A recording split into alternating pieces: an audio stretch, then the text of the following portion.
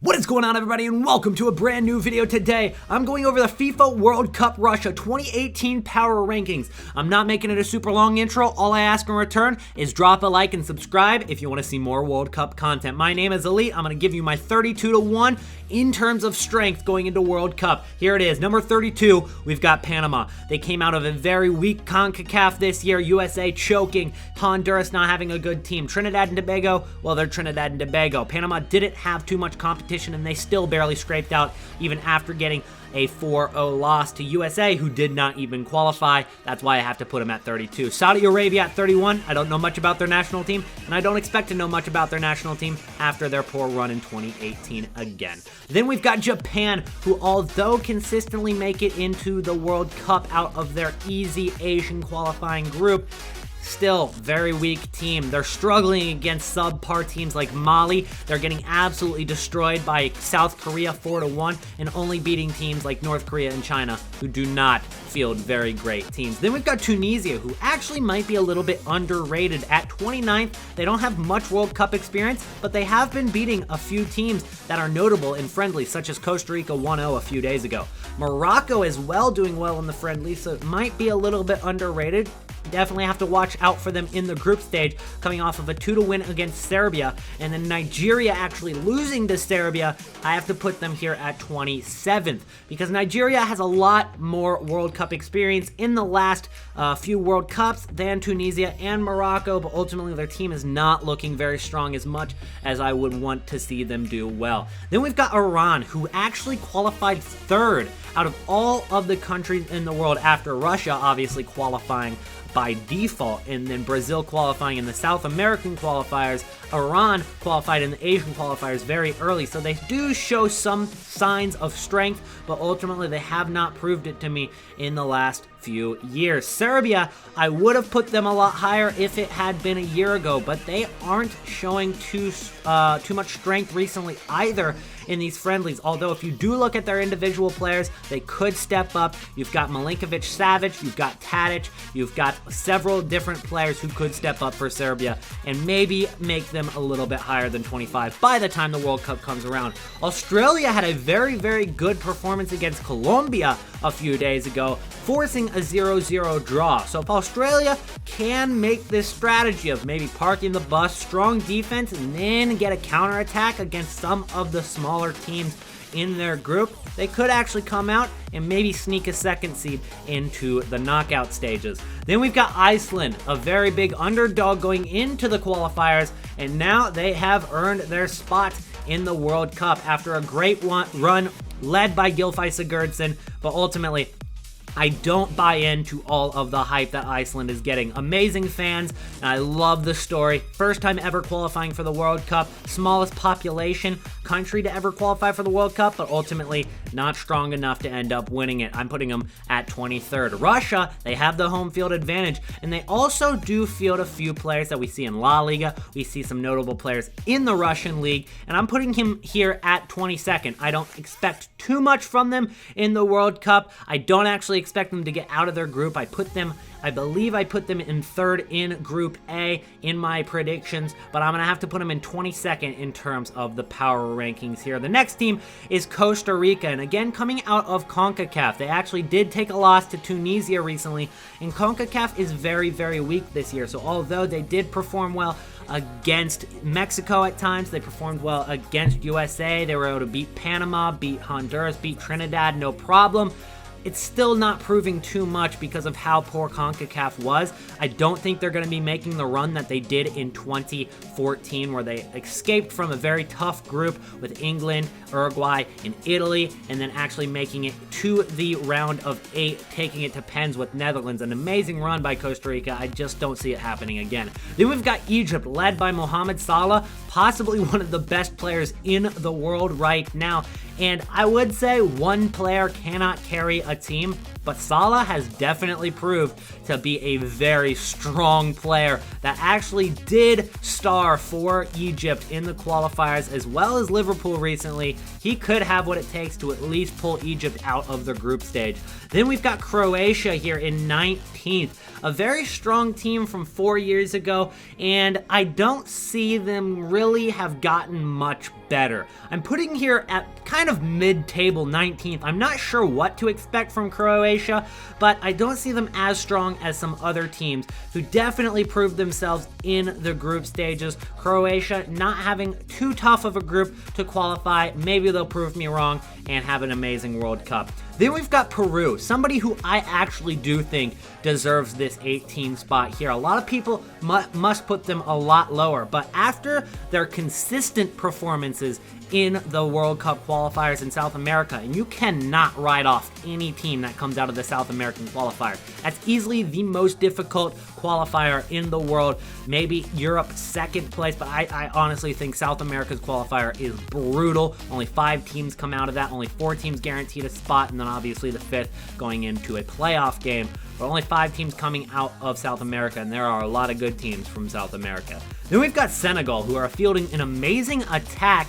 If they can fill in those positions like left back, right back, goalkeeper, they obviously have Kalidou Koulibaly to lead the defense. They've got Sadio Mane on the attack. I think that they could do very well in Group H. They're going up against Colombia. They're going up against a weak Japan. And then they're also going up against Poland, who's going to be difficult. So getting that second spot might be very difficult, but they could definitely pull it off if they string together some chemistry with their team.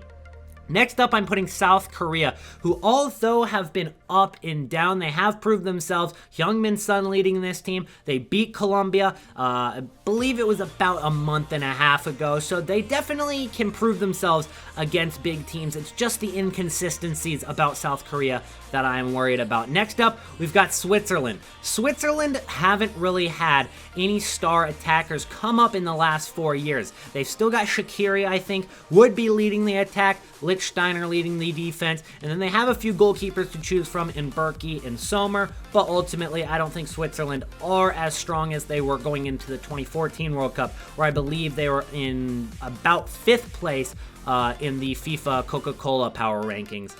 Going into the 2014 World Cup. However, then we've got Mexico. Again, coming out of a weak CONCACAF, but then again, Mexico did dominate this qualifier. They showed no signs of weakness except for maybe the last 2 games where they weren't putting out a full effort because they had already qualified. They didn't have to.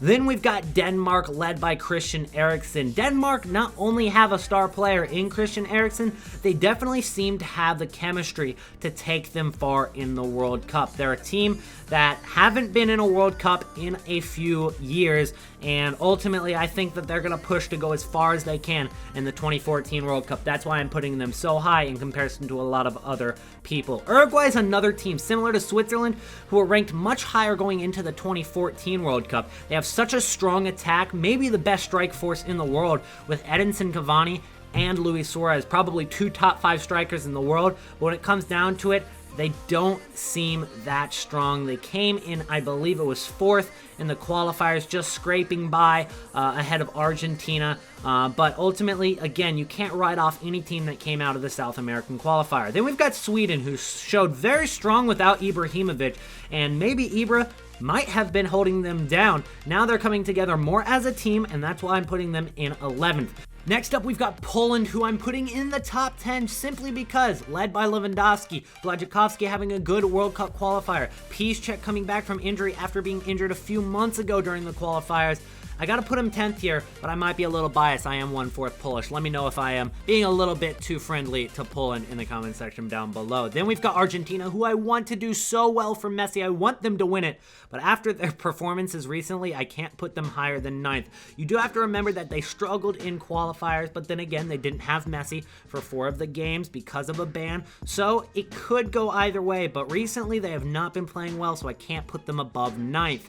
Then we've got Portugal, led by Cristiano Ronaldo, and in the Euros, they proved that even with or without Ronaldo, they can play very, very well. Obviously, they'll be with him, so that'll give them an advantage. So I got to put them in the top 8, but I don't see them being one of the top teams for winning the World Cup, but they could definitely pull off an underdog upset.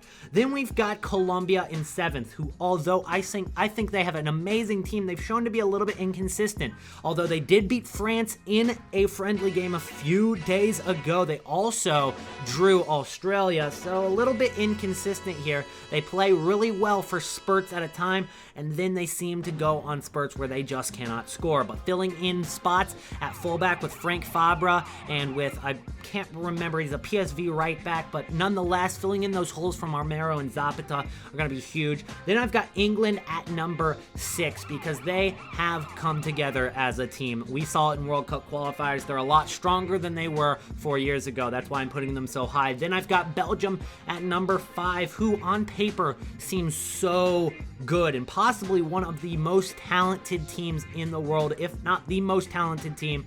But it just comes together. If they work together and have that chemistry, they could do it.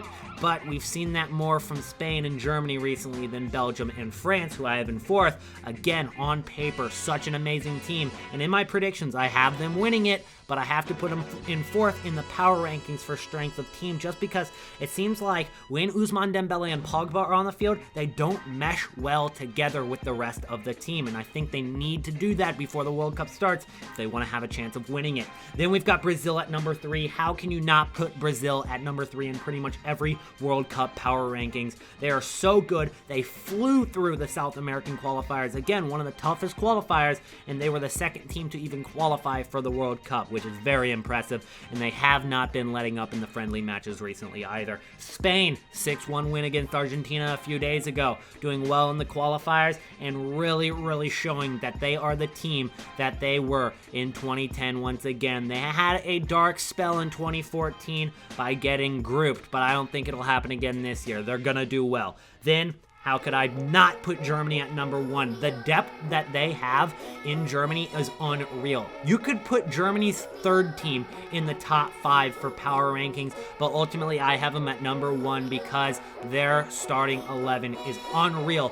When Mario Götze and Marco Reus are players that are on the fence for making this 23-man squad, you know that this team is good. So that's why I'm putting them as number 1 most likely to win the World Cup due to the strength of squad. Guys, again, if you enjoyed this video, make sure to drop a like and subscribe for more World Cup content coming very soon. I'll see you guys in the next one. Peace out.